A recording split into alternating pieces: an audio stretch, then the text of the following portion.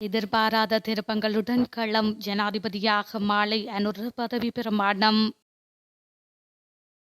நாடு முழுவதும் பிறப்பிக்கப்பட்டுள்ள ஊரடங்கு சட்டம் நீடிப்பு. சிதறடிக்கப்பட்ட ராஜபக்ஷகளின் கோட்டை ஹம்பாந்தோட்டை தொகுதிகளுக்கான வாக்கு முடிவுகள்.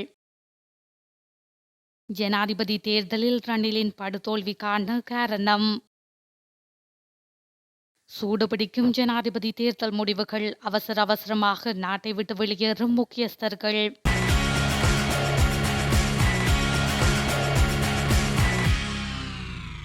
இலங்கைக்கு 9வது நிறைவேற்று அதிகாரம் கொண்ட ஜனாதிபதியை தெரிவு செய்வதற்கான தேர்தலில் தேசிய மக்கள் சக்தியின் வேட்பாளர் அனுரகுமார திசாநாயக்க வெற்றியை நோக்கி நகர்ந்து கொண்டிருக்கின்றார். தபால் மூல வாக்களிப்பில் வடக்கு மாகாணம் தவிர்ந்த ஏனைய மாகாணங்களில் அனுரகுமார திசாநாயக்க முதலிடம் பெற்றுள்ளார். இந்த நிலையில் தேசிய மக்கள் சக்தியின் தலைவர் அனுரகுமார திசாநாயக்க இன்றைய தினம் ஜனாதிபதியாக பதவி ஏற்றுக்கொள்ளக்கூடிய சாத்தியம் காணப்படுவதாக அக்கட்சியின் சிரேஷ்ட உறுப்பினர் ஒருவர் தெரிவித்துள்ளார். நாட்டின் அடுத்த ஜனாதிபதி அனுரகுமார திசாநாயக்க என்பது தெளிவாகியுள்ளது என அவர் சுட்டிக்காட்டியுள்ளார். குறிப்பாக பாரியளவு வாக்கு வித்தியாசத்தில் தமது கட்சி வெற்றியீட்டியுள்ளதாக, இரண்டாவது இடத்தை பெறும் வேட்பாளரினால் அனுரவின் வாக்கு எண்ணிக்கையை பிடிக்க முடியாது என அவர் குறிப்பிட்டுள்ளார். அதிகாரப்பூர்வமாக ஜனாதிபதி தேர்தலில் வெற்றியீட்டியதாக அறிவிக்கப்பட்டவுடன் அனுரகுமார பதவி பிரமாணம் செய்து கொள்வார் என அவர் தெரிவித்துள்ளார்.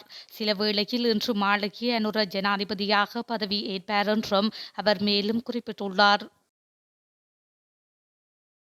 நாடு முழுவதும் பிறப்பிக்கப்பட்டுள்ள ஊரடங்கு சட்டம் இன்று நண்பகல் 12 மணி வரை நீடிக்கப்பட்டுள்ளதாக பொதுமக்கள் பாதுகாப்பு அமைச்சர் டெரானலஸ் தெரிவித்துள்ளார்.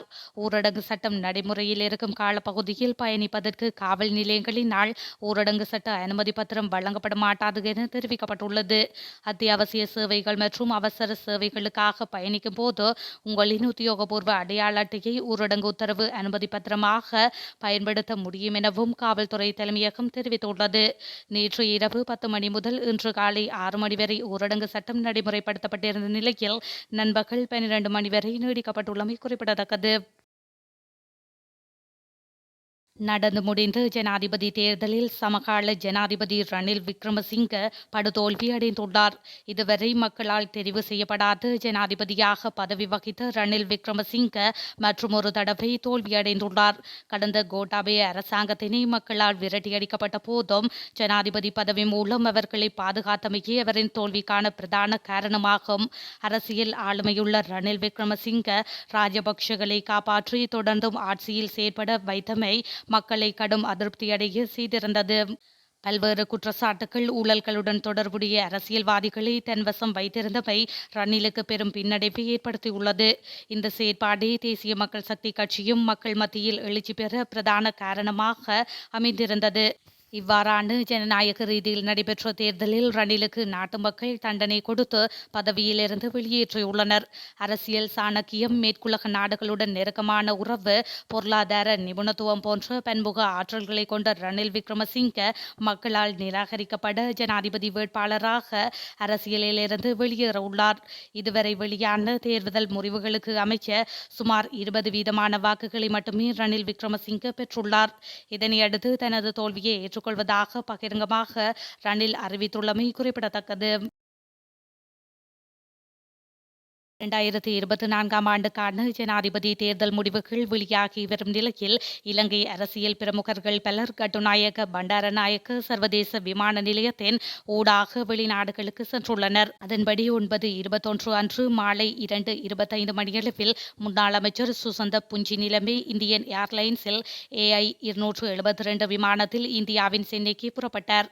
மேலும் 9:21 இரவு 11:15 மணியளவில் ஐக்கிய தேசிய கட்சியின் முன்னாள் பொதுச் செயலாளர் பாலித ரங்கை பண்டார கட்டுநாயக்க விமான நிலையத்திலிருந்து தாய் ஏர் ஏசியா விமானம் FD 141 தாய்லாந்தின் பாங்காக்கிற்கு புறப்பட்டார்.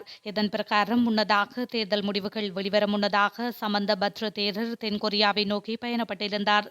மேலும் இத்தேகந்தவை சேர்ந்த சத்தாதிச தேரர் 9/22 நள்ளிரவு 12:50 மணியளவில் கத்தே பசிபிக் ஏர்லைன்ஸ் விமானமான CX 610 ஹாங்காங்கிற்கு புறப்பட்டார். மேலும் ஜனாதிபதி வேட்பாளர் நாமல் ராஜபக்ஷவின் மனைவியான லிமினி வினோஜா வீரசிங்க மற்றும் அவரது தந்தை திலகஸ்ரீ வீரசிங்க ஆகியோர் 9/22 அன்று காலை 3:30 மணியளவில் எமிரேட்ஸ் விமானமான EK-649 துபாய் நோக்கி புறப்பட்டனர். கட்டுநாயக்க விமான நிலையத்திலிருந்து அமெரிக்காவுக்கான நேரடி விமான சேவைகள் இல்லாததால் துபாய் வழியாக அமெரிக்கா சென்றிருக்கலாம் என விமான நிலைய வட்டாரங்கள் தெரிவிக்கின்றன. நடந்து முடிந்துள்ள ஜனாதிபதி தேர்தலின் யாழ் மாவட்டத்தின் யாழ்ப்பாணம் தேர்தல் தொகுதிக்கான தபால் மூல வாக்கு முடிவுகள் தற்பொழுது வெளியாகியுள்ளன. தமிழ் பொது வேட்பாளர் ப. அரியநேந்திரன் 4207 வாக்குகளை பெற்றுள்ளார். இதன்படி சுயாதீன வேட்பாளராக போட்டியிட்ட ரணில் விக்ரமசிங்க 9277 வாக்குகளை பெற்றுள்ளார். ஐக்கிய மக்கள் சக்தியின் சார்பில் போட்டியிட்ட சஜித் பிரேமதாச 7640 வாக்குகளை பெற்றுள்ளார். தேசிய மக்கள் சக்தியின் வேட்பாளர் அனுரகுமார திசாநாயக்க 2250 வாக்குகளை பெற்றுள்ளார். நடந்து முடிந்துள்ள ஜனாதிபதி தேர்தலின் ஹம்பாந்தோட்டை மாவட்டத்தின் தங்கலை தேர்தல் தொகுதிக்கான முடிவுகள் தற்பொழுது வெளியாகியுள்ளன. இதன்படி தேசிய மக்கள் சக்தியின் வேட்பாளர் அனுரகுமார திசாநாயக்க 89,117 வாக்குகளை பெற்றுள்ளார். ஐக்கிய மக்கள் சக்தியின் சார்பில் போட்டியிட்ட சஜித் பிரேமதாச 28,857 வாக்குகளை பெற்றுள்ளார். சுயாதீன வேட்பாளராக போட்டியிட்ட ரணில் விக்ரமசிங்க 956 வாக்குகளை பெற்றுள்ளார். ஸ்ரீலங்கா பொதுஜன பெரமுனவின் வேட்பாளர் நாமல் ராஜபக்ஷ 5,964 வாக்குகளை பெற்றுள்ளார். தெலித் ஜெயவீர 863 வாக்குகளை பெற்றுள்ளார். இந்த நிலையில் ராஜபக்ஷக்களின் கோட்டையாக சொல்லப்படும் ஹம்பாந்தோட்டை தொகுதியில் ராஜபக்ஷவின் வேட்பாளராக போட்டியிட்டு நாமல் ராஜபக்ஷ பலத்த தோல்வியை சந்தித்துள்ளமை குறிப்பிடத்தக்கது. சிறப்புமிக்க வெற்றியை பெற்றுள்ள அனுரகுமார திசாநாயக்கவுக்கு தமிழ் தேசிய கூட்டமைப்பின் பேச்சாளர் M.A. சுமந்திரன் வாழ்த்து தெரிவித்துள்ளார். நாட்டில் நடைபெற்று முடிந்த 9வது நிறைவேற்று அதிகாரம் கொண்ட ஜனாதிபதியை தெரிவு செய்யும் தேர்தலில் இதுவரை வெளியான முடிவுகளின்படி அனுரகுமார திசாநாயக்க முன்னிலையில் உள்ளார். இந்த நிலையில் அவருக்கு எதிராக தேர்தல் பிரசார களத்தில் ஈடுபட்டவர்களும் தமது தரப்பினரின் தோல்வியை ஏற்றுக்கொண்டு அனுரவிற்கு வாழ்த்துக்களை தெரிவித்து வருகின்றனர். இதற்கமைய M.A. சுமந்திரன் இன அல்லது மத பேரினவாத தங்கியிருக்காமல் வெற்றியை அடைந்ததற்காக திசாநாயக்கவை சுமந்திரன் பாராட்டியுள்ளார். இது அவரது பிரச்சாரத்தை வேறுபடுத்திய ஒரு முக்கிய காரணியாகும். இன மதவெறிக்கு இடமளிக்காமல் அபார வெற்றி பெற்றதற்கு அனுரகுமார திசாநாயக்கவுக்கு வாழ்த்துக்கள். 2024 இலங்கை ஜனாதிபதி தேர்தலில் சஜித் பிரேமதாச தோல்வியடைந்ததை நாடாளுமன்ற உறுப்பினர் ஹர்ஷ டி சில்வா பகிரங்கமாக ஒப்புக்கொண்டுள்ளார். நாங்கள் சஜித் பிரேமதாசவுக்காக கடுமையாக பிரசாரம் செய்தோம். ஆனால் அது நடக்கவில்லை. அனுரகுமார புதிய ஜனாதிபதியாக வருவார் என்பது இப்பொழுது தெளிவாகியுள்ளது. ஜனநாயகம் மற்றும் நல்லெண்ண உணர்வுடன் நான் எனது நண்பரை அழைத்து வாழ்த்துக்களை தெரிவித்தேன் என்று ஹர்ஷ டி சில்வா மேலும் குறிப்பிட்டுள்ளார்.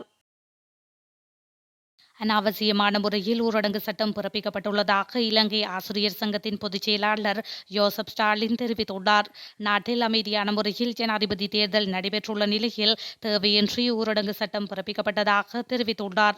தேர்தல் மிகவும் அமைதியான முறையில் நடைபெற்றதாக 3 தேர்தல் கண்காணிப்பு அமைப்புகள் தெரிவித்துள்ளதாக அவர் சுட்டிக்காட்டியுள்ளார்.